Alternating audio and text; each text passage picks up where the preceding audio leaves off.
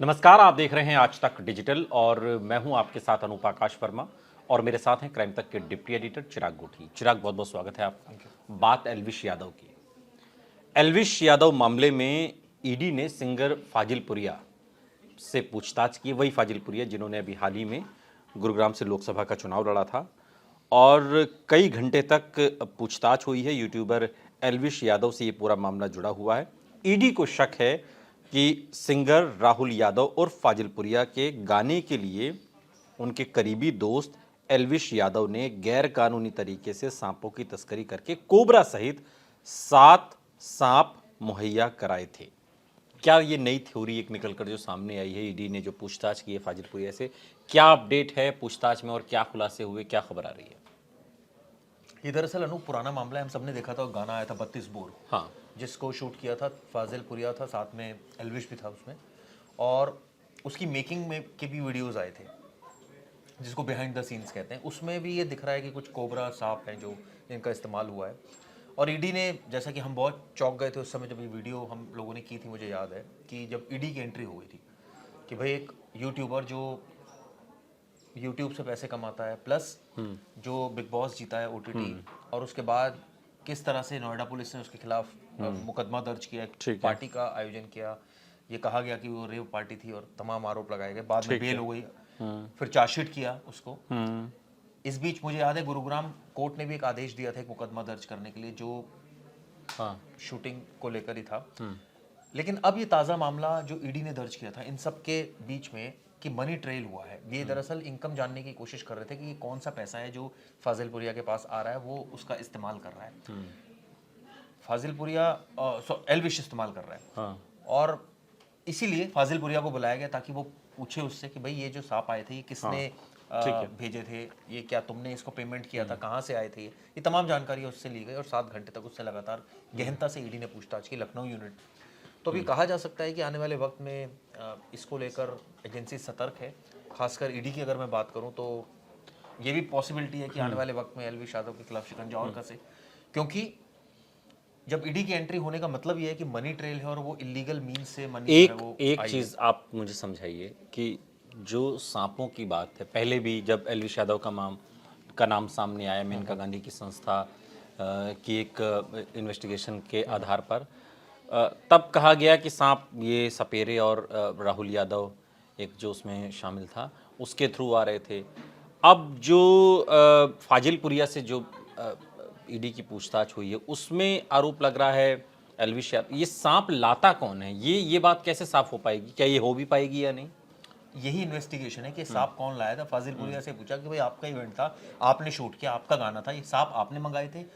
अगर मंगाए थे तो कैसे मंगाए थे, कितने पैसे इसके पे किए थे, इसका इस्तेमाल किस तरह से हो रहा था? यही पूछताछ के लिए बुलाया, क्योंकि आरोप ये है कि ये सांप मुहैया कराए थे एल्विश ने।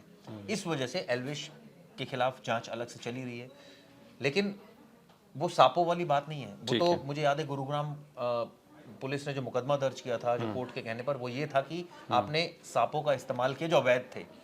लेकिन जो मामला ईडी का है वो है मनी ट्रेल से जुड़ा, कि भाई ये कहाँ से पैसे आ रहे हैं, ये जो पार्टी हुई नोएडा वाली वो उसका पैसा कहाँ से आ रहा है, ओटीटी से आ रहा है, जो जीता उन्होंने बिग बॉस। मतलब बेसिकली आपको अपने अकाउंट की डिटेल देनी पड़ेगी कि भाई मेरा अकाउंट कितने हैं, उसके सोर्स ऑफ मेरी इनकम कितनी है, पैसा कहाँ आता है, कौन सी मेरी सेविंग्स है, कहाँ का मैंने फिक्स डिपॉजिट्स करा रखे हैं, अगर करा रखे हैं तो एफडी में डाल रखा है, या कुछ और सोना ले रखा है, या कुछ और एक तरह से कहा जाए आपने सेविंग कर रखी है। तो वो आपको बताना पड़ेगा। आपको एक एक अकाउंट की डिटेल अब ईडी खंगाल रही है। यही वजह है कि कुछ नेचुरली अब ऐसा तो नहीं कि बेनामी संपत्ति हो या बेनामी किसी और के अकाउंट में डलवा दिए, मान लीजिए उनका कोई दोस्त है तो उसके अकाउंट में ट्रांसफर कर दिए पैसे। तमाम ऐसी चीज़ें हैं जो जांच की जा रही है और बड़ी व्यापक जांच है ईडी की। लेकिन ईडी की एंट्री होने का मतलब यही है साफ साफ कि आने वाले वक्त में संकट भी हो सकता है, शिकंजा भी कर सकता है, गिरफ्तारी भी हो सकती है। और क्योंकि ईडी इस तरह के मुकदमे यूजुअली दर्ज करती नहीं है, और अगर करती है तो कंक्लूजन लेकर ही आगे बढ़ती है। वही ना कि कुछ तो आधार ईडी के पास भी होगा ना, कुछ तो प्रूफ होगा या कुछ तो बेस होगा जिसके आधार पर इस मामले में सिंगर फाजिल पुरिया और एल्विश यादव का नाम सामने। लेकिन एक चीज़ है कि एल्विश यादव डे 1 से मुझे याद है हमने और आपने कई इस पे वीडियोस हमने किए हैं, डे 1 से एल्विश यादव का जो स्टैंड है वो बिल्कुल नीट एंड क्लीन है अपनी तरफ से, जैसा कि हर आरोपी कहता है। लेकिन अब ईडी की ये जो कार्रवाई है, जो पूछताछ हुई है इस फाजिलपुरिया से, जो स्टेप बढ़ रहे हैं, इसमें एल्विश यादव कितना घिरता हुआ नजर आता है या क्या इसमें एल्विश यादव की भूमिका को आप किस तरीके से देखते हैं? देखिए, जो चार्जशीट दाखिल हुई एल्विश के खिलाफ, नेचुरली वो हमारे पास तो है नहीं, लेकिन उसमें बहुत संगीन इल्जाम लगाए गए एल्विश पर। ठीक है। और यह तक कहा गया ड्रग्स की खरीद, हालांकि वो बाद में कोर्ट ने सेक्शन हटा दिया, लेकिन फिर भी सेल परचेज में आया है कि भाई ये पर्टिकुलर सांप जो है वहाँ पर आए थे उस पार्टी में जो ऑर्गेनाइज हुई थी। तो इसी सेंस में अब ये आए थे तो पैसे किसने दिए, कहाँ से पैसे आ रहे हैं, ये पूरा ट्रेल। आप अगर स्पोर्ट्स गाड़ी का इस्तेमाल कर रहे हैं तो भाई ये कहाँ से आपके पास आ रही है। जैसे मुझे याद है अरविंद केजरीवाल वाला केस था, तो उसमें क्या था कि किकबैक्स कहाँ से आ रहे हैं, 100 करोड़ कैसे आ रहे हैं, पार्टी कैसे चल रही है, इलेक्शन में किस तरह से रूट हुए पैसे, किसने दिए, क्या पर्पस था देने का। तो ये सारी चीज़ें जो बेसिकली, देखिए कई चीज़ें ऐसी होती है ना, आप सोशल मीडिया पर फ्लॉन्ट भी कर रहे हैं।